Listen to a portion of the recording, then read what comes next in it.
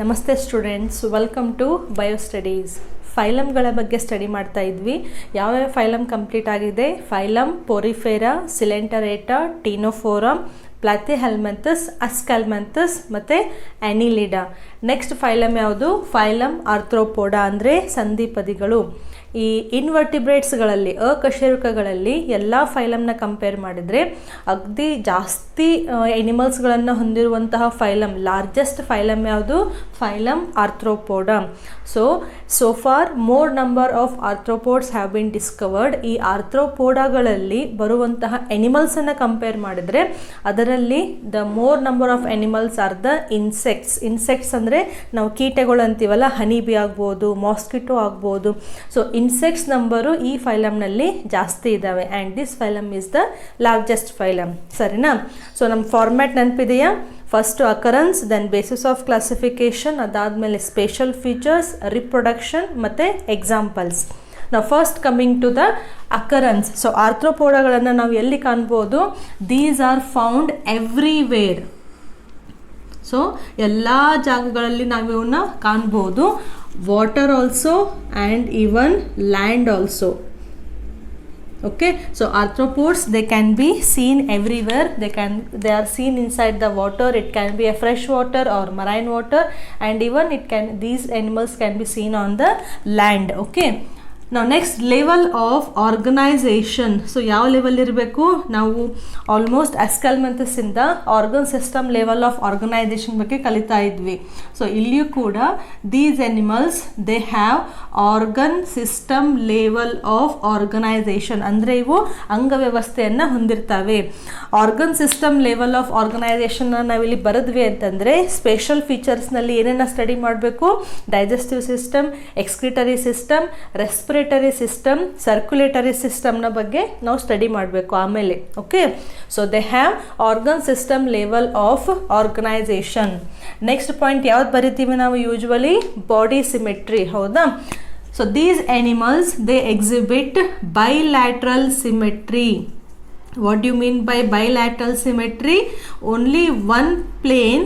So if you cut the animal in only one plane, we will get the two equal halves. So bilateral symmetry ಅಂದರೆ ಅಲ್ಲಿ anterior end ಇರಬೇಕು, posterior end ಇರಬೇಕು, dorsal surface, ventral surface ಮತ್ತು left and right ಅಂತ sides ಇರ್ತವೆ.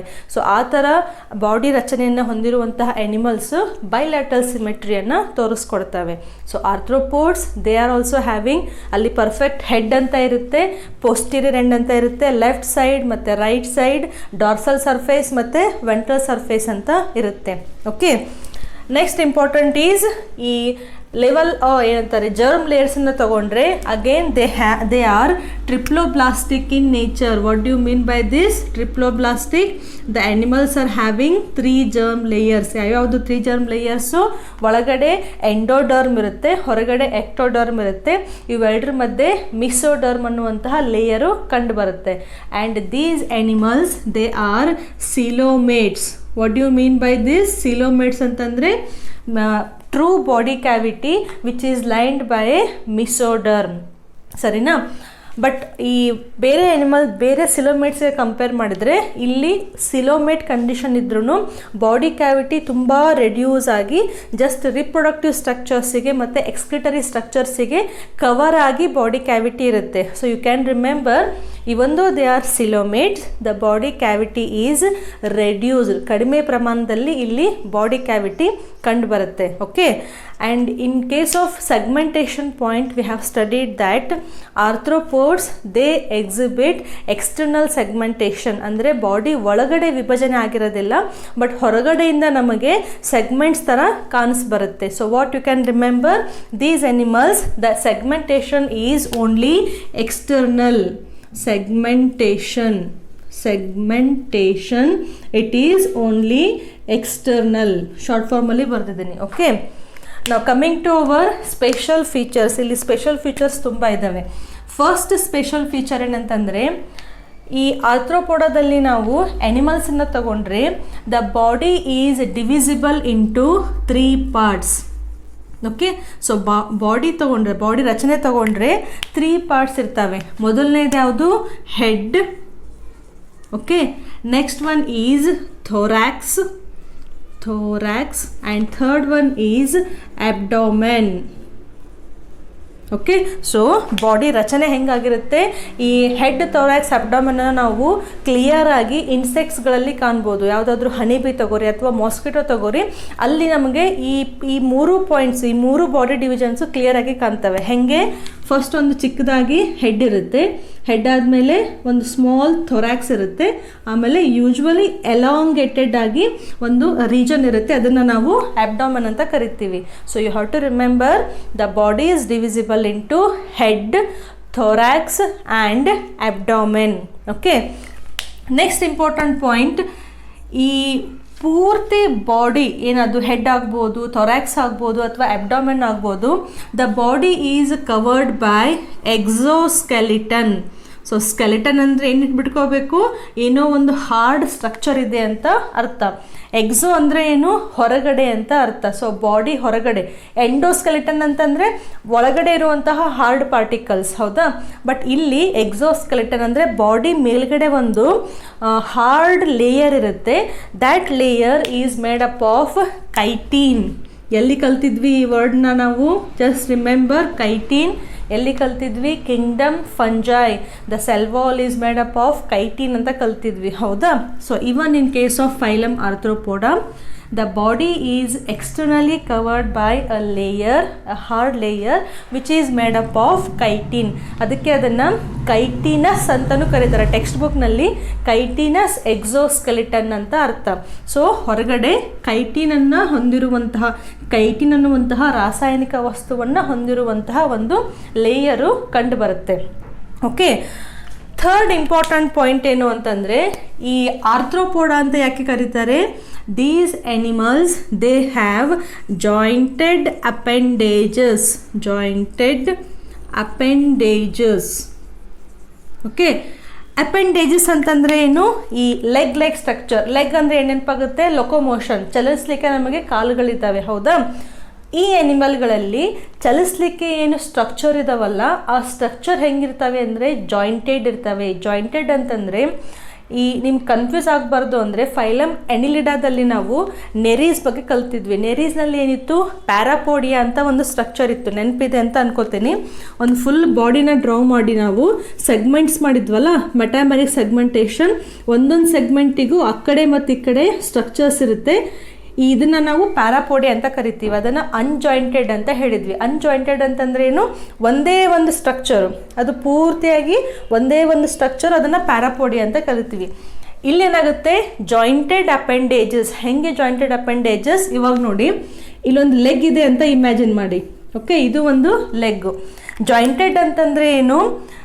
ಚಿಕ್ಕದಾದಂತಹ ಸೆಗ್ಮೆಂಟ್ಸು join ಆಗಿ ಒಂದು long ಅಪೆಂಡೇಜನ್ನು form ಮಾಡ್ತವೆ. So this is the meaning of jointed appendages. ಯಾವಾಗಾದರೂ ಮನೆಯಲ್ಲಿ ಕಾಕ್ರೋಚ್ ಬಂತು ಅಂತಂದರೆ ಸಾಯಿಸ್ಲಿಕ್ಕೆ ಹೋಗಬೇಡಿ, ಒಂದು ಸ್ವಲ್ಪ ಅದನ್ನು ಅಬ್ಸರ್ವ್ ಮಾಡಿ, ಅದು ಬಾಡಿ ಹೆಂಗಿದೆ ಅಂತ. ಅಲ್ಲಿ ನಿಮಗೆ ಹೆಡ್, ಥೊರಾಕ್ಸು, ಅಬ್ಡಾಮನ್ ಕಾಣಿಸುತ್ತೆ. ಮತ್ತು ಅವ್ರ ಲೆಗ್ಸ್ ನೋಡಿದರೆ ಒಂದೇ ಉದ್ದವಾಕಾರಾಗಿ ಇರೋದಿಲ್ಲ, ಅದರಲ್ಲಿ ಚಿಕ್ಕದಾದಂತಹ ಸೆಗ್ಮೆಂಟ್ಸ್ ಇರ್ತವೆ. ಸೆಗ್ಮೆಂಟ್ಸ್ಗಳು ಥಿನ್ ಸೆಗ್ಮೆಂಟ್ಸ್ ಜಾಯಿನ್ ಆಗಿ ಒಂದು ಲೆಗ್ ಅಂತ ಫಾರ್ಮ್ ಆಗಿರುತ್ತೆ. ಲೆಗ್ ಅಂತಂದರೆ ಅದನ್ನು ನಾವಿಲ್ಲಿ ಅಪೆಂಡೇಜ್ ಅಂತ ಹೇಳ್ತಾ ಇದ್ದೀವಿ. So these animals they have jointed appendages. Function ಏನಾಯಿತು? ಅಪೆಂಡೇಜ್ ಅಂತಂದರೆ ಲೊಕೊಮೋಷನ್, ಹೌದಾ. ಸೊ ಈ ಎನಿಮಲ್ಸ್ಗಳು ಮೂವ್ ಆಗಲಿಕ್ಕೆ ಏನು ಸ್ಟ್ರಕ್ಚರ್ ಇದಾವಲ್ಲ, ಅದನ್ನು ನಾವು ಅಪೆಂಡೇಜ್ ಅಂತ ಕರಿತೀವಿ. ಅಪೆಂಡೇಜಸ್ ಹೆಂಗಿರ್ತವೆ? ಜಾಯಿಂಟೆಡ್ ಫಾರ್ಮ್ನಲ್ಲಿ ಇರ್ತವೆ. ಸೊ ಈ ಥರ ಸೆಗ್ಮೆಂಟ್ಸ್ ಜಾಯಿನ್ ಆಗಿ ಒಂದು ಅಪೆಂಡೇಜ್ ಅಂತ ಫಾರ್ಮ್ ಆಗಿರ್ತವೆ. Therefore this phylum is called as arthropoda. Arthro ಅಂತಂದರೆ ಏನು? Jointed. Arthro, you have to remember, not ortho. Ortho ಅಂದರೆ ಬೇರೆ, ಆರ್ಥ್ರೋ ಅಂತಂದರೆ ಇಲ್ಲಿ RO ಬರುತ್ತೆ. ಆರ್ಥ್ರೋ ಅಂತಂದರೆ ಏನು? ಜಾಯಿಂಟೆಡ್. ಓಕೆ, ಆ್ಯಂಡ್ ಪೋಡಾ ಅಂದರೆ ಏನು? ಪೋರ್ಟ್ಸ್, ಅಪೆಂಡೇಜ್ ಅಂತ ಅರ್ಥ. So the phylum where the animals are having jointed appendages, ಆ ಫೈಲಮ್ಗೆ ನಾವು ಆರ್ಥ್ರೋಪೋಡಾ ಅಂತ ಕರಿತೀವಿ. ಸೊ ಗೊತ್ತಾಗ್ತಿದೆಯಾ? ಸೊ ಈ ಮೂರು ಪಾಯಿಂಟು ತುಂಬ ಇಂಪಾರ್ಟೆಂಟ್. ಒಂದೇ ಒಂದು ಡೈಗ್ರಾಮ್ನಲ್ಲಿ ನೀವು ನೆನ್ಪಿಟ್ಕೋಬೋದು. The body is divisible into head, thorax and abdomen. The body is covered by chitinous exoskeleton, and these animals, they have jointed appendages for locomotion. What is the difference between phylum Annelida and phylum Arthropoda? In case of phylum Annelida, the locomotory structures are parapodia and these are unjointed. Okay, but in case of phylum Arthropoda, the locomotory structures are jointed appendages. ಗೊತ್ತಾಯ್ತಾ? Next coming to the organ systems. So ಇಲ್ಲಿ organ ಸಿಸ್ಟಮ್ಗಳು, ಅಂಗವ್ಯವಸ್ಥೆ ಹೆಂಗೆ develop ಆಗಿದೆ ಅಂತ study ಮಾಡೋಣ. ಅದರಲ್ಲಿ first one ಯಾವ್ದು ಬರಿತೀವಿ ನಾವು? ಯೂಶ್ವಲಿ ಡೈಜೆಸ್ಟಿವ್ ಸಿಸ್ಟಮ್ನ ಬರಿತೀವಿ. Digestive system. Now here in case of Arthropoda, the digestive system is complete. Usually higher animalsಗಳಲ್ಲಿ digestive system complete ಇರುತ್ತೆ. ಅದನ್ನೇ ನಾವು ಬೇರೆ ಸಿಲೆಂಟ್ರೇಟಾದಲ್ಲಿ ಕಲಿತ್ರೆ ಅಲ್ಲಿ ಇನ್ಕಂಪ್ಲೀಟ್ ಇತ್ತು, ಅಂದರೆ ಮೌತ್ ಇರುತ್ತೆ ಏನಸ್ ಇರೋದಿಲ್ಲ ಅಂತ ಕಲ್ತಿದ್ವಿ. ಹೋಗ್ತಾ ಹೋಗ್ತಾ ಎವಲ್ಯೂಷನ್ ಆಗ್ತಾ ಏನು ಹೈಯರ್ ಆ್ಯನಿಮಲ್ಸ್ ಫಾರ್ಮ್ ಆಗಿದಾವಲ್ಲ, ಅವೆಲ್ಲವುಗಳಲ್ಲಿ digestive system is complete. That means alimentary canal is complete. Alimentary canal complete ಆಯಿತು ಅಂದರೆ ಮೀನಿಂಗ್ ಏನು? ಮೌತ್ ಇರುತ್ತೆ ಮತ್ತು ಏನಸ್ಸು ಇರುತ್ತೆ. ಮೌತಿಂದ ಫುಡ್ ಒಳಗಡೆ ಬರುತ್ತೆ. ಎಲಿಮೆಂಟರಿ ಕ್ಯಾನಲ್ನಲ್ಲಿ ಜೀರ್ಣಕ್ರಿಯೆ ಆಗ್ತಾ, ಡೈಜೆಷನ್ ಆಗ್ತಾ ಆಗ್ತಾ ಅನ್ಡೈಜೆಸ್ಟೆಡ್ ಫುಡ್ಡು ಏನಸ್ ಮೂಲಕ, ಗುದದ್ವಾರದ ಮೂಲಕ ಅದು ಹೊರಗಡೆ ಹೋಗುತ್ತೆ. So these animals they have complete digestive system. ನಾವು ಡೈಜೆಷನ್ ಆದಮೇಲೆ next excretion. So excretory system ಇಲ್ಲಿ ಹೆಂಗಿರುತ್ತೆ? Excretory system. There are the special structures called as malpighian tubules. Malpighian tubules. Okay, ಈ ಮಾಲ್ಫಿಜಿಯನ್ ಟ್ಯೂಬ್ಯೂಲ್ಸ್ ನೋಡಬೇಕಂದ್ರೆ ಇನ್ ಕೇಸ್ ಕಾಲೇಜ್ ಸ್ಟಾರ್ಟ್ ಆಯಿತು ಅಂತಂದರೆ, lectures interested ಇದ್ದರು ಅಂತಂದರೆ ನಿಮಗೆ ಕಾಕ್ರೋಚನ್ನು ತೋರಿಸಿ ಇದೆಲ್ಲ ಬಾಡಿ ಪಾರ್ಟ್ಸ್ಗಳನ್ನು, ಸ್ಟ್ರಕ್ಚರ್ಗಳನ್ನು ಈಸಿಯಾಗಿ ತುಂಬ ಚಂದವಾಗಿ ಎಕ್ಸ್ಪ್ಲೇನ್ ಮಾಡ್ಬೋದು. ಈ ಕಾಕ್ರೋಚ್ ಬಾಡಿಯನ್ನು ನೀವು ಡಿಸೆಕ್ಷನ್ ಮಾಡಿದರೆ ಅಲ್ಲಿ ಯೆಲ್ಲೋ ಕಲರ್ ಸ್ಟ್ರಕ್ಚರ್ಸ್ ಕಾಣ್ತವೆ. ನೋ ದೀಸ್ ಸ್ಟ್ರಕ್ಚರ್ಸ್ ಫಿಜಿಯನ್ ಟ್ಯೂಬ್ಯೂಲ್ಸ್. ಒಂದು ಫುಲ್ ಮೌತ್ ಆದಮೇಲೆ ಇಸೋಫೇಗಸ್, ಫ್ಯಾರಿಂಗ್ಸ್ ಅದೆಲ್ಲ ಇರುತ್ತೆ, ಸ್ಟಮಕ್ ಇರುತ್ತೆ. ನೆಕ್ಸ್ಟು ಲಾಸ್ಟಿಗೆ ಇಲ್ಲಿ ಏನಸ್ ಇರುತ್ತೆ. ಈ ಮಧ್ಯದಲ್ಲಿ ಈ ಥರ ಹೇರ್ ಲೈಕ್ ಸ್ಟ್ರಕ್ಚರ್ಸ್ ಕಂಡು ಬರ್ತವೆ. No these are called as ಮಾಲ್ಫಿಜಿಯನ್ tubules. ಅವೇನು ಮಾಡ್ತವೆ? ಬಾಡಿಯಲ್ಲಿರುವಂತಹ ವೇಸ್ಟ್ ಪಾರ್ಟಿಕಲ್ಸನ್ನು ಅಬ್ಸಾರ್ವ್ ಮಾಡಿ ಅವನ್ನ ಬಾಡಿಯಿಂದ ಹೊರಗಡೆ ಹಾಕ್ತವೆ. So excretory system it is malpighian tubules. In case ಈ ಆರ್ಥ್ರೋಪೋಡಗಳು ಅಕ್ವಾಟಿಕ್ ಇದ್ದು ಅಂದರೆ, ಇವಾಗ ಅಕ್ವಾಟಿಕ್ ಆರ್ಥ್ರೋಪೋಡಗೆ ಎಕ್ಸಾಂಪಲ್ ಯಾವುದು? ನೀರಿನಲ್ಲಿರುವಂತಹ ಆರ್ಥ್ರೋಪೋಡಗೆ ಎಕ್ಸಾಂಪಲ್ಲು ಪ್ರಾನ್ ಆಗ್ಬೋದು. ಪ್ರಾನ್ ಗೊತ್ತಲ್ಲ, ಎಡಿಬಲ್ ತಿಂತಾರಲ್ಲ, ಪ್ರಾನ್ ತಿಂತಾರಲ್ಲ. ಸೊ ಪ್ರಾನ್ ಅಂತಂದರೆ ಅದು ಅಕ್ವಾಟಿಕ್ ಆರ್ಥ್ರೋಪೋಡ. ಅಲ್ಲಿಯೂ ಕೂಡ ನಿಮಗೆ ಹೆಡ್, ಥೊರಾಕ್ಸ್ ಮತ್ತು ಅಬ್ಡಾಮೆನ್ ಸಿಗುತ್ತೆ, ಜಾಯಿಂಟೆಡ್ ಅಪೆಂಡೇಜಸ್ಸು ಸಿಗುತ್ತೆ. ಅಕ್ವಾಟಿಕ್ ಆರ್ಥ್ರೋಪೋಡಗಳಲ್ಲಿ ಎಕ್ಸ್ಕ್ರೀಷನ್ ಆಗಲಿಕ್ಕೆ ಅಲ್ಲಿ ಮಾಲ್ಫಿಜಿಯನ್ ಟ್ಯೂಬಲ್ಸ್ ಇರೋದಿಲ್ಲ, ಗ್ರೀನ್ ಗ್ಲ್ಯಾಂಡ್ಸ್ ಅಂತ ಒಂದು ಸ್ಪೆಷಲ್ ಸ್ಟ್ರಕ್ಚರ್ಸ್ ಇರ್ತವೆ. ನಿಮ್ಮ ಟೆಕ್ಸ್ಟ್ ಬುಕ್ನಲ್ಲಿ ಕೊಟ್ಟಿಲ್ಲ, ಬಟ್ ನೀವು CT ಮತ್ತು ನೀಟಿಗೆ ನೆನ್ಪಿಟ್ಕೋಬೋದು. In case of aquatic arthropods, the excretory structures are called as green glands. Function same, unwanted ಪಾರ್ಟಿಕಲ್ಸ್ಗಳನ್ನು ಅಬ್ಸಾರ್ವ್ ಮಾಡಿ ಬಾಡಿಯಿಂದ ಅವು ಹೊರಗಡೆ ಹಾಕ್ತವೆ. ಸೊ ಯೂಶ್ವಲಿ ಈ ಲ್ಯಾಂಡ್ ಮೇಲೆ ಇರುವಂತಹ ಆರ್ಥ್ರೋಪೋಡ್ಸ್ ತಗೊಂಡ್ರೆ excretory system made up of a special structures called as ಮಾಲ್ಫಿಜಿಯನ್ tubules. ಸರಿನಾ? ಸೊ ಡೈಜೆಷನ್ ಆಯಿತು ಮತ್ತು ಎಕ್ಸ್ಕ್ರೀಷನ್ ಆಯಿತು. Next one is about circulatory system. So next is circulatory system. Okay, ಈ ಸರ್ಕ್ಯುಲೇಟರಿ ಸಿಸ್ಟಮ್ ಆರ್ಥ್ರೋಪೋಡ, ಕಾಕ್ರೋಚ್ನಲ್ಲಿ ಒಂದು word use ಮಾಡಿದ್ವಿ, ಯಾವುದು? They are having open type of circulatory system. What does it mean? ಈ ಇನ್ಸೆಕ್ಟ್ಗಳ body ತಗೊಂಡ್ರೆ ಅಲ್ಲಿ ನಿಮಗೆ ಯಾವುದೇ ರೀತಿಯಾದಂತಹ ಬ್ಲಡ್ ವೆಸಲ್ಸ್ ಕಂಡು ಬರೋದಿಲ್ಲ. ಆರ್ಟ್ರಿ ಆಗ್ಬೋದು, ವೇನ್ಸ್ ಆಗ್ಬೋದು, ಅಥವಾ simple blood capillaries, blood vessels ಆಗ್ಬೋದು. ಯಾವುದೇ ರಕ್ತನಾಳಗಳು ಅಂತ ಕಂಡು ಬರೋದಿಲ್ಲ.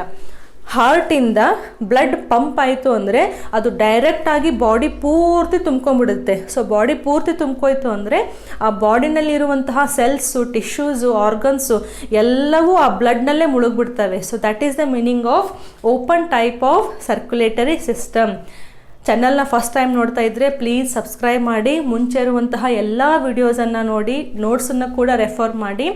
ಎನಿಮಲ್ ಕಿಂಗ್ಡಮ್ ಇಂಟ್ರೊಡಕ್ಷನ್ ಆದಮೇಲೆ ಕೆಲವೊಂದು ವಿಡಿಯೋಗಳಲ್ಲಿ ಈ ಓಪನ್ ಸರ್ಕ್ಯುಲೇಟರಿ ಸಿಸ್ಟಮ್ ಬಗ್ಗೆ ನಾವು ಅಲ್ಲಿ ಡಿಸ್ಕಸ್ ಮಾಡಿದ್ವಿ, ಅದನ್ನು ನೀವು ಅಲ್ಲಿ ರಿವೈಸ್ ಮಾಡ್ಬೋದು.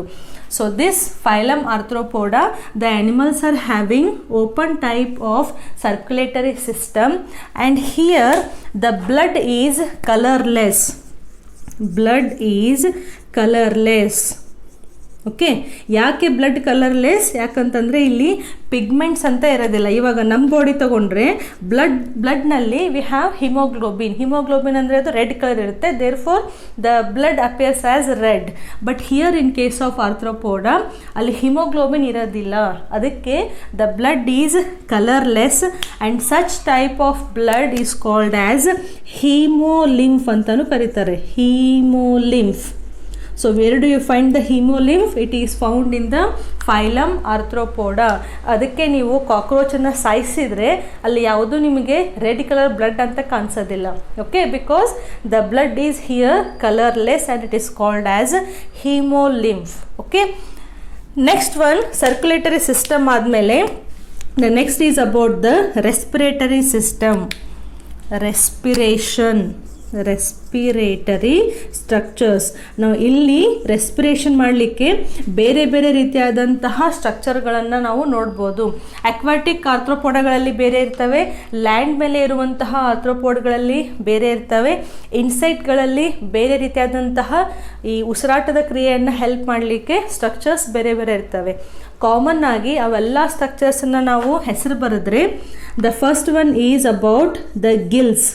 ಎಲ್ಲಿ ನೋಡ್ತೀವಿ ನಾವು ಯೂಶ್ವಲಿ ಫಿಶಸ್ಗಳಲ್ಲಿ ನಾವು ಗಿಲ್ಸ್ ಅಂದರೆ ಕಿವಿರು ಅಂತ ಹೇಳ್ತೀವಲ್ಲ, ಫಿಶಸ್ನಲ್ಲಿ ಆ ಕಡೆ ಎರಡು ಕಡೆ ಹಿಂಗೆ ಮೂವ್ ಆಗ್ತಾ ಇರ್ತಾವಲ್ಲ ಕಿವಿರುಗಳು, ಅವು ಅಲ್ಲಿ ರೆಸ್ಪಿರೇಷನ್ ಮಾಡಲಿಕ್ಕೆ ಹೆಲ್ಪ್ ಮಾಡ್ತವೆ. ಇಲ್ಲಿಯೂ ಕೂಡ aquatic arthropods they have Gilles as the respiratory structures. ಕೆಲವೊಂದು ಆರ್ಥ್ರೋಪೋಡಗಳಲ್ಲಿ ಬುಕ್ ಗಿಲ್ಸ್ ಅಂತಲೂ ಕರೀತಾರೆ. ಬುಕ್ ಗಿಲ್ಸ್ ಅಂತಂದರೆ ಏನು? ಇವಾಗ ನೀವೊಂದು ಬುಕ್ಕನ್ನು ಕ್ಲೋಸ್ ಮಾಡಿದರೆ ಹೆಂಗೆ ಲೇಯರ್ ಕಾಣುತ್ತಲ್ಲ, ಅದೇ ರೀತಿಯಾಗಿ ಎನಿಮಲ್ಸ್ಗಳಲ್ಲಿ ಇವು ಗಿಲ್ಸ್ ಏನಿರ್ತಾವಲ್ಲ ಕಂಟಿನ್ಯೂಸ್ ಆಗಿ ಲೇಯರ್ ಥರ ಅವು ಅರೇಂಜ್ ಆಗಿರ್ತವೆ. ಅದು ನೋಡಲಿಕ್ಕೆ ಬುಕ್ ಥರ ಕಾಣಿಸುತ್ತೆ. ಸೊ ಅದನ್ನು ಬುಕ್ ಗಿಲ್ಸ್ ಅಂತಲೂ ಕರೀತಾರೆ. So aquatic arthropods they have gills are the book gills as the respiratory structures. Okay, in case ಆರ್ಥ್ರೋಪೋಡಗಳು ಲ್ಯಾಂಡ್ ಮೇಲೆ ಇದ್ದು ಅಂತಂದರೆ, ನೀರನ್ನ ಬಿಟ್ಟು ಹೊರಗಡೆ ಇದ್ದು ಅಂತಂದರೆ, they have the structures called as book lungs. Okay, and ಇನ್ನೂ ಸ್ಪೆಷಲಾಗಿ ಹೇಳಬೇಕು ಅಂತಂದರೆ ದೇ ಹ್ಯಾವ್ ಟ್ರೇಕಿಯಾ. ಯೂಶ್ವಲಿ ನಮ್ಮ ಬಾಡಿನಲ್ಲೂ ಕಂಡು ಬರುತ್ತೆ. ಟ್ರೇಕಿಯಾ ಅಂತಂದರೆ ಏನು? ಈ ಶ್ವಾಸನಾಳ ಅಂತ ಹೇಳ್ತೀವಲ್ಲ ನಾವು. ಸೊ ಅದೇ ರೀತಿಯಾದಂತಹ ಶ್ವಾಸನಾಳಗಳನ್ನು ಅದೇ ರೀತಿಯಾಗಿ ಹೊಂದಿರುವಂತಹ ಸ್ಟ್ರಕ್ಚರ್ಗಳು ಈ ಲ್ಯಾಂಡ್ ಟೆರಿಸ್ಟ್ರಿಯಲ್ ಆರ್ಥ್ರೋಪೋಡಗಳಲ್ಲಿ ಕಂಡು ಬರ್ತವೆ. ಈ ಬುಕ್ ಲಂಗ್ಸ್ ಇದೆಯಲ್ಲ, ಯೂಶ್ವಲಿ ಇದನ್ನು ನಾವು ಸ್ಕಾರ್ಪಿಯೋದಲ್ಲಿ ನೋಡ್ಬೋದು. ಸ್ಕಾರ್ಪಿಯೋ ಗೊತ್ತಲ್ಲ, ಚೇಳು ಗೊತ್ತಲ್ಲ, ಅದರ ಬಾಡಿ ಕೆಳಗಡೆ ವೆಂಟ್ರಲ್ ಸೈಡ್ನಲ್ಲಿ ನೀವು ಅಬ್ಸರ್ವ್ ಮಾಡಿದರೆ ಈ ಬುಕ್ ಲಂಗ್ಸ್ ಅನ್ನುವಂತಹ ಸ್ಟ್ರಕ್ಚರ್ಸ್ ಕಾಣ್ತವೆ. And these structures the help in respiration. So gaseous exchange. What you mean by gaseous exchange? ಆಮ್ಲಜನಕವನ್ನು ತಗೊಳ್ಳೋದು, ಕಾರ್ಬನ್ ಡೈಆಕ್ಸೈಡನ್ನು ಹೊರಗಡೆ ಬಿಡೋದು. ಸೊ ಈ ಪ್ರೊಸೆಸ್ ಆಗಲಿಕ್ಕೆ ಯಾವ್ಯಾವ ಸ್ಟ್ರಕ್ಚರ್ಸ್ ಹೆಲ್ಪ್ ಮಾಡ್ತವೆ? ರೆಸ್ಪಿರೇಷನ್ ಆಗಲಿಕ್ಕೆ ಗಿಲ್ಸ್ ಇರ್ಬೋದು, ಅಥವಾ ಬುಕ್ ಗಿಲ್ಸ್ ಇರ್ಬೋದು, ಬುಕ್ ಲಂಗ್ಸ್ ಇರ್ಬೋದು, ಅಥವಾ ಟ್ರೇಕಿಯಲ್ ಸಿಸ್ಟಮ್ ಇರ್ಬೋದು. ಈ ಟ್ರೇಕಿಯಾ ಕೂಡ ಕಾಕ್ರೋಚನ್ನು ನೀವು ಡಿಸೆಕ್ಷನ್ ಮಾಡಿದರೆ ಟ್ರೇಕಿಯಾ ಕೂಡ ನಿಮಗೆ ಕಾಣಿಸುತ್ತೆ. ರಿಂಗ್ ಲೈಕ್ ಸ್ಟ್ರಕ್ಚರ್ಸ್ ಇರ್ತವೆ and they help in gaseous exchange. ಅವು ಡೈರೆಕ್ಟಾಗಿ ಬಾಡಿ ಮೇಲ್ಗಡೆ ಓಪನ್ ಆಗಿರ್ತವೆ. ಏರ್ನಲ್ಲಿರುವಂತಹ ಆಮ್ಲಜನಕವನ್ನು ಅವು ಅಬ್ಸಾರ್ಬ್ ಮಾಡಲಿಕ್ಕೆ ಹೆಲ್ಪ್ ಮಾಡ್ತವೆ. At the same time carbon dioxide, ಇಂಗಾಲದ ಡೈಆಕ್ಸೈಡು ಬಾಡಿಯಿಂದ ಹೊರಗಡೆ ಹೋಗಲಿಕ್ಕೆ ಹೆಲ್ಪ್ ಮಾಡ್ತವೆ. So digestive system is complete. Excretory system is composed of Malpighian tubules. Circulatory system is open type and it is called, the blood is called hemolymph. Then respiration is with the help of gills or book lungs or trachea. Trachea are seen in terrestrial arthropods, remember. Okay, now next one is about the sensory organs. ಏನಪ್ಪ ಇದು sensory organs ಅಂತಂದರೆ, ಈ ನಮ್ಮ body ತೊಗೊಂಡ್ರೆ sensory organs ಯಾವುದು? We have ಪಂಚೇಂದ್ರಿಯಗಳು, ಅಂದರೆ ಕಣ್ಣು, ಮೂಗು, ನಾಲಿಗೆ, ಸ್ಕಿನ್, ವಿ ಹ್ಯಾವ್ ಪಂಚೇಂದ್ರಿಯಗಳು, ಸೆನ್ಸ್ ಆರ್ಗನ್ಸ್. ಈ ಎನಿಮಲ್ಸ್ನಲ್ಲೂ ಕೂಡ ಈ ಸೆನ್ಸರಿ ಸ್ಟ್ರಕ್ಚರ್ಸ್, ಅಂದರೆ ಈ ಸಂವೇದನಾಶೀಲನೆಯನ್ನು ತೋರಿಸುವಂತಹ ಸ್ಟ್ರಕ್ಚರ್ಸ್ ತುಂಬ ನೀಟಾಗಿ they are very well developed. Okay, ಹಾಗಾದರೆ which are these sensory organs? These sensory organs they are in the form of eyes. Okay, eye ತಗೊಂಡ್ರೆ ಅದರಲ್ಲಿ ಕೆಲವೊಂದು ಬಾರಿ ಸಿಂಪಲ್ ಐ ಇರುತ್ತೆ ಅಥವಾ ಕೆಲವೊಂದು ಬಾರಿ ಕಂಪೌಂಡ್ ಐಸ್ ಇರುತ್ತೆ. ಓಕೆ, ಕಂಪೌಂಡ್ ಐಸ್ ನಿಮ್ಗೆ ಎಲ್ಲಿ ಕಾಣಿಸುತ್ತೆ ಅಂದರೆ ಈ ಹೌಸ್ ಫ್ಲೈ ಗೊತ್ತಲ್ಲ, ನೊಣ ಅಂತ ಹೇಳ್ತೀವಲ್ಲ ನಾವು, ಅದ್ರ ಕಣ್ಣು ನೋಡಿ ನೀವು, ಒಂದೇ ಒಂದು ರೌಂಡ್ ಆಗಿರೋದಿಲ್ಲ, ಅದರಲ್ಲಿ ಎಷ್ಟೊಂದು ಈ ಥರ ಹನಿಕೋಮ್ ಥರ ಹೀಗೆ ಸ್ಟ್ರಕ್ಚರ್ಸ್ ಇರ್ತವೆ, ಅದನ್ನು ಕಂಪೌಂಡ್ ಐ ಅಂತ ಕರಿತೀವಿ. So this compound eye are even simple eye they act as a sensory organ. ಕೆಲವೊಂದು ಈ ಐಯನ್ನು ಬಿಟ್ಟು ಕೆಲವೊಂದು ಬಾರಿ ಎಂಟೆನಾ ಕೂಡ ಸೆನ್ಸರಿ ಆರ್ಗನ್ ಥರ ಸ್ಟ್ರಕ್ಚರ್ ಮಾಡುತ್ತೆ. ಎಂಟೆನಾ ಎಲ್ಲಿ ಕಾಣಿಸುತ್ತೆ? ಅದೇ ನೀವು ಕಾಕ್ರೋಚ್ ನೋಡಿದರೆ ಅದನ್ನ ಇಮಿಡಿಯೇಟಾಗಿ ಸಾಯಿಸ್ಬಿಡಿ, ಅದಕ್ಕೆ ಹೇಳಿದ್ದು. ಆ ಕಾಕ್ರೋಚ್ ಕುಂತಾಗ ನೀವು ಅಬ್ಸರ್ವ್ ಮಾಡಿದರೆ ಮುಂದ್ಗಡೆ 2 ಹೇರ್ ಲೈಕ್ ಸ್ಟ್ರಕ್ಚರ್ಸ್ ಕಾಣಿಸುತ್ತೆ, ಅದು ಯಾವತ್ತೂ ಹೀಗೆ ಮೂವ್ ಆಗ್ತಾ ಇರುತ್ತೆ. ದಿಸ್ ಏನು ಎಂಟೆನಾ ಇದೆಯಲ್ಲ, ಮೀಸೆ ಅಂತ ಕರಿತೀವಿ ನಾವು ಯೂಶ್ವಲಿ, ಆ ಏನು ಎಂಟೆನಾ ಇದೆಯಲ್ಲ ಅದು ಎಷ್ಟು ಡೆಲಿಕೇಟಾಗಿ ಸೆನ್ಸಿಟಿವ್ ಇರುತ್ತೆ ಅಂದರೆ ಒಂದು ಸ್ವಲ್ಪ ಟಚ್ ಆಯಿತು ಅಂದ್ರೂ ಎನಿಮಲ್ಲಿಗೆ ಬೇಗನೆ ಸೆನ್ಸ್ ಆಗಿಬಿಡುತ್ತೆ. ಸೊ ಏನೋ ಇಲ್ಲಿ ಆಬ್ಜೆಕ್ಟ್ ನನಗೆ ಟಚ್ ಆಗ್ತಾ ಇದೆ ಅಂತ. So ice and antenna they act as a sensory organs. Apart from I and antenna ಇನ್ನೂ ಕೆಲವೊಂದು ಸ್ಟ್ರಕ್ಚರ್ಸ್ ಇರ್ತವೆ. ಒಂದನ್ನು ಸ್ಟ್ಯಾಟೋಸಿಸ್ಟ್ ಅಂತ ಕರೀತಾರೆ. ಸ್ಟ್ಯಾಟೋಸಿಸ್ಟ್ ಇದು ಒಂದು ಸ್ಪೆಷಲ್ ಸ್ಟ್ರಕ್ಚರ್ಸು. ಈ ಸ್ಟ್ರಕ್ಚರ್ ಒಳಗಡೆ, ಸ್ಟ್ಯಾಟೋಸಿಸ್ಟ್ ಸ್ಟ್ರಕ್ಚರ್ ಒಳಗಡೆ ಈ ರೀತಿ ಇರುತ್ತೆ, round structure. This is the statocyst. ಒಳಗಡೆ ಹಿಂಗೆ ಹೇರ್ ಲೈಕ್ ಸ್ಟ್ರಕ್ಚರ್ಸ್ ಇರ್ತವೆ. So this structure is also helps in the it acts as a sensory organ. So eyes ಆಗ್ಬೋದು, ಎಂಟೆನೆ ಆಗ್ಬೋದು, ಅಥವಾ ಸ್ಟ್ಯಾಟೋಸಿಸ್ಟ್ ಆಗ್ಬೋದು, ಅಥವಾ ಕೆಲವೊಂದು ಸ್ಪೆಷಲ್ ಬ್ಯಾಲೆನ್ಸಿಂಗ್ ಆರ್ಗನ್ಸ್ ಇರ್ತವೆ, ಬ್ಯಾಲೆನ್ಸಿಂಗ್ ಆರ್ಗನ್ಸ್. ಓಕೆ, ಸೊ ಇವೆಲ್ಲ ಸ್ಟ್ರಕ್ಚರ್ಸ್ ಏನು, they act as a sensory organs. Just ನೆನ್ಪಿಟ್ಕೊಳ್ಳಿ, ಐಸಲ್ಲಿ ಸಿಂಪಲ್ ಐ ಇರ್ಬೋದು ಅಥವಾ ಕಂಪೌಂಡ್ ಐ ಇರ್ಬೋದು, ಎಂಟೆನೆ ಆಗ್ಬೋದು, ಸ್ಟ್ಯಾಟೋಸಿಸ್ಟ್ ಆಗ್ಬೋದು, ಮತ್ತು ಬ್ಯಾಲೆನ್ಸಿಂಗ್ ಆರ್ಗನ್ಸ್ ತುಂಬ ನೀಟಾಗಿ ವೆರಿ ವೆಲ್ ಡೆವಲಪ್ ಆಗಿರ್ತವೆ. And with the help of these organs the animal can feel the change in the environment. ಯಾವುದಾದ್ರೂ ಸ್ಟಿಮ್ಯುಲಸ್ ಇತ್ತು ಅಂದರೆ, ಪ್ರಚೋದನೆ ಇತ್ತು ಅಂದರೆ ಅದನ್ನು ಈಸಿಯಾಗಿ ಅವು ಫೀಲ್ ಮಾಡ್ಕೋಬೋದು, ಸೆನ್ಸ್ ಮಾಡ್ಕೋಬೋದು. ಸರಿನಾ? ಲಾಸ್ಟ್ ಸಿಸ್ಟಮ್ ಯಾವುದು ಉಳಿತು ಇಲ್ಲಿ? ನರ್ವಸ್ ಸಿಸ್ಟಮ್ ಉಳಿತು. Nervous system. ಈ ನರ್ವಸ್ ಸಿಸ್ಟಮು ಎನಿಲಿಡಾದಲ್ಲಿ ಹೆಂಗಿತ್ತು ನೆನಪಿದೆಯಾ? In case of annelida it is made up of double ventral nerve cord, ganglia and lateral nerves. So illiyu kuda the nervous system is made up of double ventral nerve cord, double ventral nerve cord. Even ನಿಮಗೆ B S ಸಿನಲ್ಲಿ ಅಥವಾ M S ಸಿನಲ್ಲಿ dissection ಇರುತ್ತಲ್ಲ ಲ್ಯಾಬಲ್ಲಿ, ಅಲ್ಲಿ ನೀವು double ventral nerve ಕಾರ್ಡನ್ನು ನೋಡ್ಬೋದು. ಕಾಕ್ರೋಚನ್ನು dissection ಮಾಡಿದರೆ ಪೂರ್ತಿ ಕೆಳಗಡೆಯಾಗಿ ನಿಮಗೆ ಅಗದಿ ನೀಟಾಗಿ ಈ ಡಬಲ್ ವೆಂಟ್ರಲ್ ನರ್ವ್ ಕಾರ್ಡು ಕಾಣಿಸ್ಲಿಕ್ಕೆ ಸಿಗುತ್ತೆ. ಅಗೇನ್ ಅಲ್ಲಿ ಗ್ಯಾಂಗ್ಲಿಯಾ ಇರುತ್ತೆ ಮತ್ತು ಲ್ಯಾಟ್ರಲ್ ನರ್ವ್ಸು ಇರ್ತವೆ. ಆ್ಯನಿಲಿಡಾ ಆ್ಯಂಡ್ ಆರ್ಥ್ರೋಪೋಡಾ ಎರಡರಲ್ಲೂ ನಮಗೆ ಡಬಲ್ ವೆಂಟ್ರಲ್ ನರ್ವ್ ಕಾರ್ಡು ಕಂಡುಬರುತ್ತೆ. So this is all about the organ systems, different types of organ system. Now coming to the reproduction. So if you take the reproduction, illi the animals are dioecious. So how about reproduction here? Reproduction. So the animals are dioecious. What does it mean? Dioecious ಅಂತಂದರೆ male and female ಬೇರೆ ಇರ್ತವೆ. These are dioecious. So ಇವಾಗ mosquito ತೊಗೊಂಡ್ರೆ male mosquito is different, female mosquito is different. ಕ್ರ್ಯಾಬನ್ನು ತೊಗೊಂಡ್ರೆ male is different, female is different.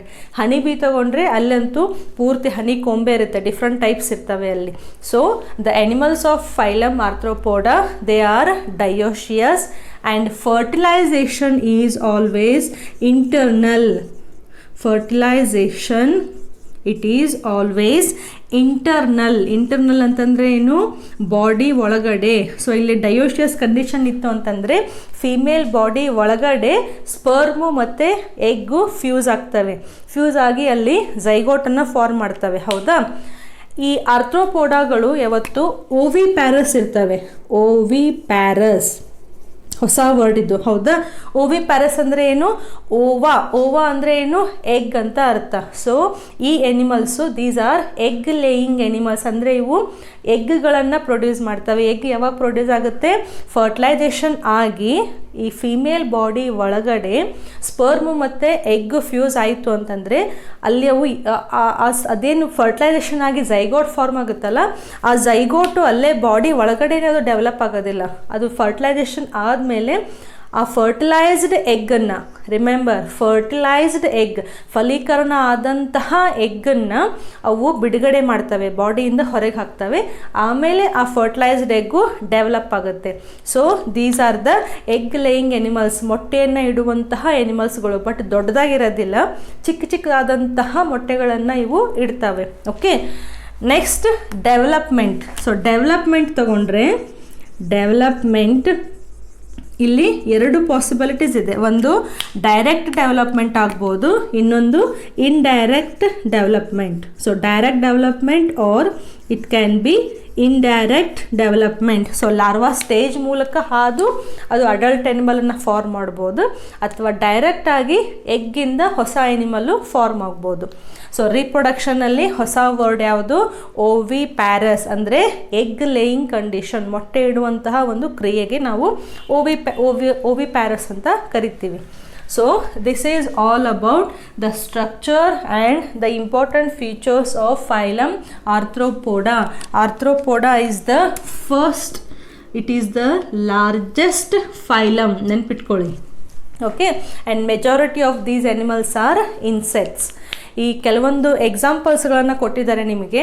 ಅದರಲ್ಲಿ first one ಯಾವುದು ಅಂತಂದರೆ ಎಕನಾಮಿಕಲಿ ಇಂಪಾರ್ಟೆಂಟ್ ಇನ್ಸೆಕ್ಟ್ಸ್ ಅಂತ ಕೊಟ್ಟಿದ್ದಾರೆ. ಅಂದರೆ ಈ ಇನ್ಸೆಕ್ಟ್ಸ್ಗಳು ಹಲವಾರು ರೀತಿಯಲ್ಲಿ ಮನುಷ್ಯನಿಗೆ ಇವು ಸಹಾಯ ಮಾಡ್ತವೆ, ಉಪಯೋಗವನ್ನು ನಾವು ಪಡಿತೀವಿ.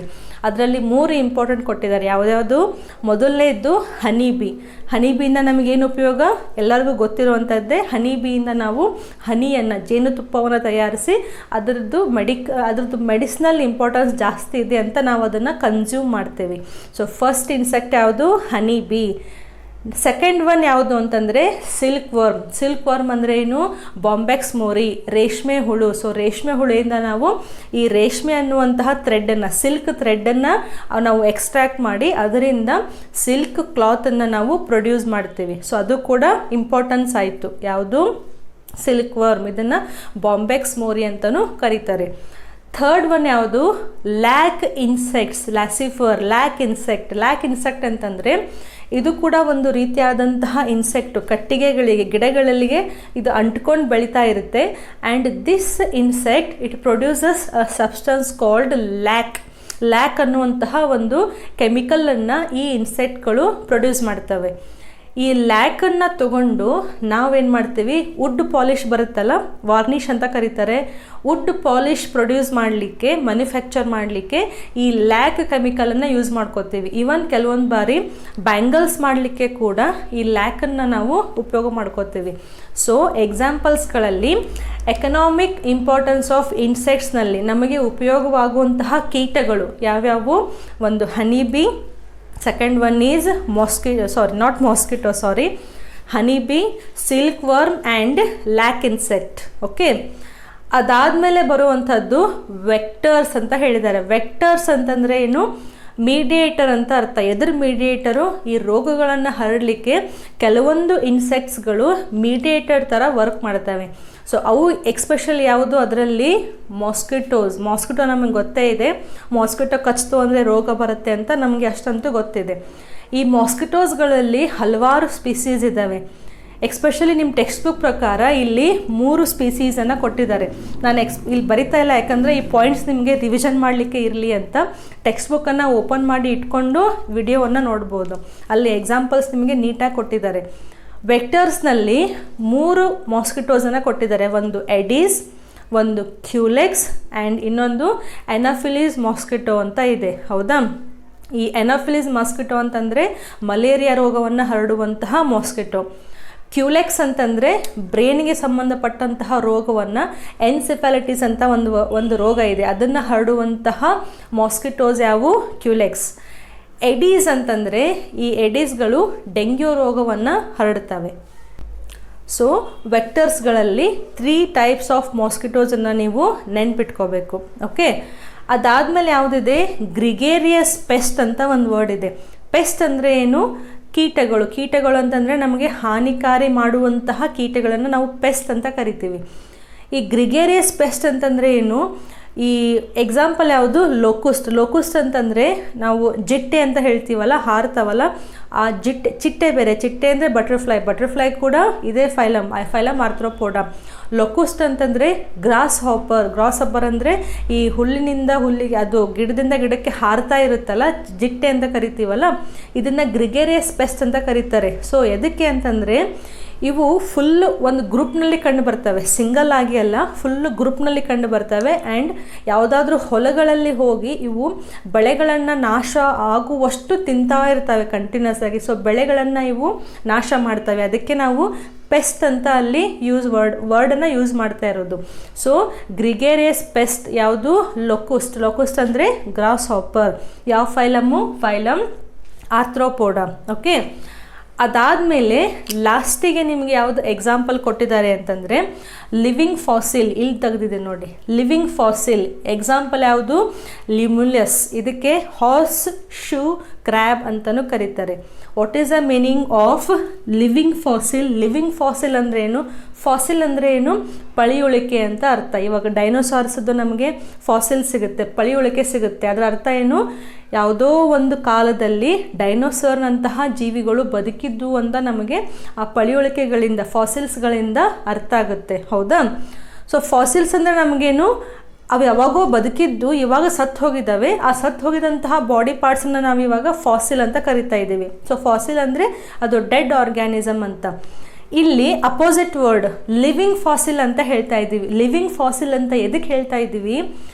ಕೆಲವೊಂದು ಆರ್ಗ್ಯಾನಿಸಮ್ಸು ಎಷ್ಟೋ ಕಾಲದಿಂದ ಅವು ಹಾಗೇ ಬದುಕ್ತಾ ಇದ್ದಾವೆ, ಒಂದೇ ಜೀವಿ ಅಲ್ಲ, ಆ ಥರದ್ದು ಎನಿಮಲ್ಸು ಅವು ಹೆಂಗೆ ಬದುಕಿದಾವೆ ಅಂತಂದರೆ ಅವ್ರ ಬಾಡಿನಲ್ಲಿ ಮಾರ್ಫಾಲಜಿಕಲಿ ಜಾಸ್ತಿ ಏನು ಚೇಂಜಸ್ ಆಗಿಲ್ಲ.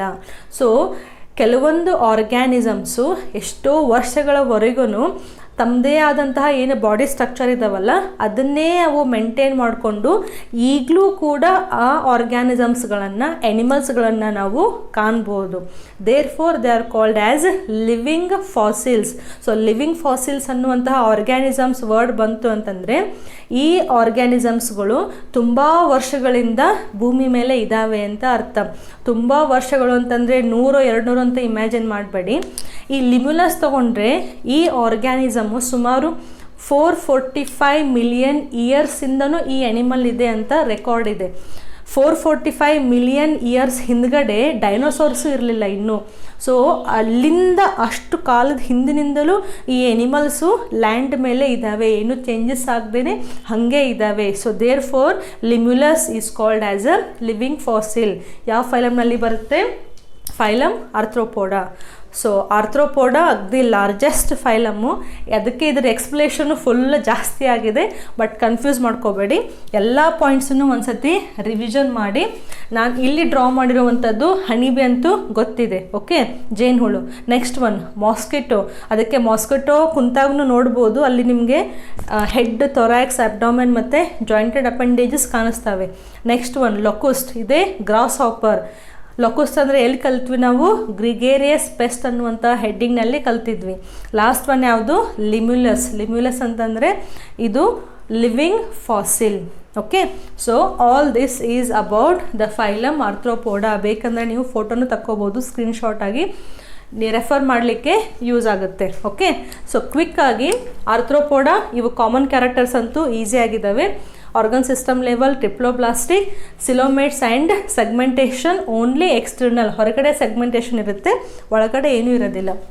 3 important features: body is divisible into head, thorax and abdomen. It is covered by chitinous exoskeleton and body is having jointed appendages. So ಒಂದಕ್ಕೊಂದು ಸೆಗ್ಮೆಂಟ್ಸು ಜಾಯಿಂಟ್ ಆಗಿ ಒಂದು ಅಪೆಂಡೇಜನ್ನು ಫಾರ್ಮ್ ಮಾಡ್ತವೆ and these structures help in locomotion. ಸರಿನಾ?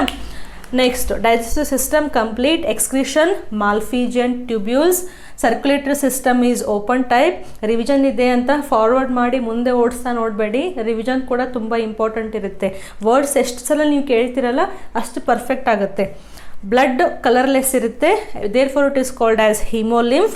Respiratory structures, gills or book gills, book lungs ಅಥವಾ trachea, then sensory organs and nervous system. Reproduction ತೊಗೊಂಡ್ರೆ ಹೊಸ word, these are the egg laying animals, therefore they are called as oviparous type of animals. ಆಮೇಲೆ ಕೆಲವೊಂದು examples, ಒಂದು economic importance of insects, then vectors, ಅದಾದಮೇಲೆ gregarious pest, ಅದಾದಮೇಲೆ ಲಾಸ್ಟಿಕ್ living fossil. ಸರಿನಾ? So this completes our largest phylum Arthropoda. Arthro ಅಂದರೆ jointed, poda ಅಂತಂದರೆ appendages. The animals which are having jointed appendages they come under phylum Arthropoda. ಸರಿನಾ? Last section ಯಾವುದು? Revision. So ರಿವಿಷನ್ನಲ್ಲಿ first ಏನು ಮಾಡಬೇಕು? ಎನಿಮಲ್ ಹೆಸರನ್ನು ನಾನು ಹೇಳ್ತೀನಿ, ಫೈಲಮ್ನ ನೀವು ಹೇಳಬೇಕು. The animal called as earthworm. Earthworm ಯಾವ phylum?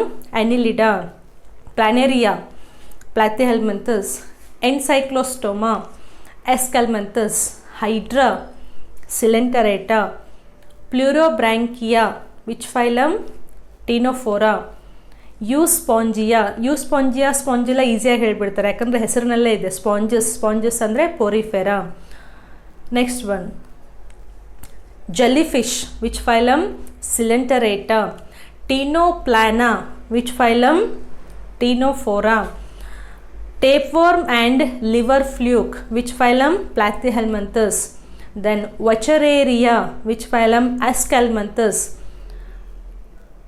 Annelidadalli which animal is leech? So leech Hirudinaria ಯಾವ ಫೈಲಮ್ನಲ್ಲಿ ಇತ್ತು? Annelida. Then honeybee arthropoda, limulus arthropoda, silkworm arthropoda, mosquito again arthropoda, then scorpio, this is also arthropoda. Few examples. Next word ಅನ್ನು ಹೇಳ್ತೀನಿ, ಫೈಲಮ್ನ ನೀವು ಹೇಳಬೇಕು. Water canal system, phylum Coelenterata. Ostia and osculum, Porifera. Comb plates, Ctenophora. Hooks and suckers ಯಾವ ಫೈಲಮ್ನಲ್ಲಿ ಇತ್ತು? Phylum Platyhelminthes. The body is elongated, cylindrical and appears circular in cross section. Which phylum? Roundworms. ಯಾವುದು? Escalmanthus. Escalmanthusಗೆ ಅಂತ ಕರೀತಾರೆ, Nematoda ಅಂತಲೂ ಕರೀತಾರೆ. Next one, flame cells again Platyhelminthes. Malpighian tubules ಎಲ್ಲಿ? Arthropoda. Nephridia ಎಲ್ಲಿ ಬಂದಿತ್ತು? Annelida. What is the function of nephridia? Excretion ಅಂತ ಇತ್ತು. Exoskeleton which is made up of chitin, which phylum? Phylum Arthropoda.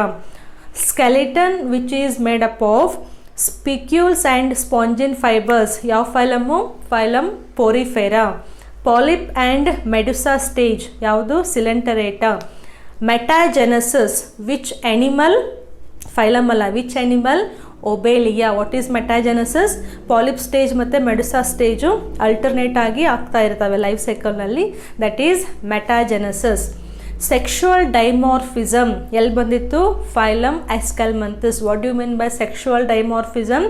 The females are longer than the males, that is sexual dimorphism. So this is the revision. Next ವಿಡಿಯೋದಲ್ಲಿ ನಾವು ಯಾವ ಫೈಲಮು? Arthropoda ಆದಮೇಲೆ ಯಾವುದು? ಮೊಲುಸ್ಕಾ ಬರುತ್ತೆ.